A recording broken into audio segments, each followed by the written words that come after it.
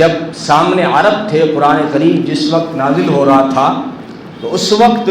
جو چیزیں سامنے تھی فرمایا اسی میں غور کر لو، اگر مجھ تک پہنچنا ہے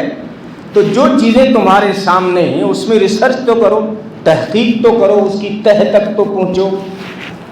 اب ان کے سامنے اونٹ کھڑا تھا، عرب کے سامنے اونٹ کھڑا تھا، تو قرآن نے کہا افلا ينظرون الى الابل، کیا اونٹ کو نہیں دیکھتے ہو؟ افلا ينظرون الى الابل کیف خلقت، کیا تم نے اونٹ کو نہیں دیکھا کہ ہم نے کیسے پیدا کیا؟ اب سامنے گائے بھی تھی عرب میں، بھینس تو نہیں تھی لیکن گائے تو تھی، لیکن گائے کا ذکر یہاں نہیں کر رہا قرآن، یہاں اونٹ کا ذکر اس لیے کیا ہے۔ اب سائنس تو اسلام کے مخالف نہیں ہے، سائنس وہ راستہ دیکھتا ہے، انسان اگر سائنس میں مہارت حاصل کرے نا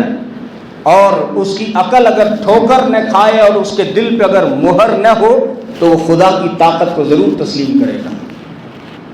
کیونکہ ایک ایک چیز کے اندر خدا کا ایک عجیب سسٹم چھپا ہوا ہے۔ اب سائنس نے کہا کہ مسلمانوں کے قرآن میں اونٹ کا ذکر کیوں آیا، ذرا ہم غور کرتے ہیں تو وہ اس نتیجے پر پہنچے ہیں کہ باقی سارے جانور خوراک سے وٹامن لیتے ہیں، اونٹ خود وٹامن پیدا کر لیتا ہے،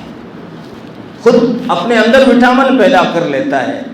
گائے اور بکری کا ذکر اس لیے نہیں کیا کہ یہ 3 دن اگر پانی نہ ملے، چارہ نہ ملے تو بکری اور گائے مر جائیں، اونٹ کو 7 اور 8 دن بھی چارہ نہ ملے اور پانی نہ ملے تب بھی وہ جی کے دکھا دیتا ہے، وہ کیسے جیتا ہے۔ قرآن نے کیوں کہا تھا اونٹ میں غور کرو، آج سائنس پہنچا ہے اس بات پر، اونٹ 7-8 دن بغیر کھائے اس طرح گزار لیتا ہے کہ اپنے اندر جسم میں جو چربی ہے اپنی خدا داد صلاحیت سے اس چربی کو وہ خوراک بھی بنا لیتا ہے، اس سے اپنی پیاس بھی بجھا لیتا ہے۔ یہ افلا ینظرون، اونٹ میں غور نہیں کرتے،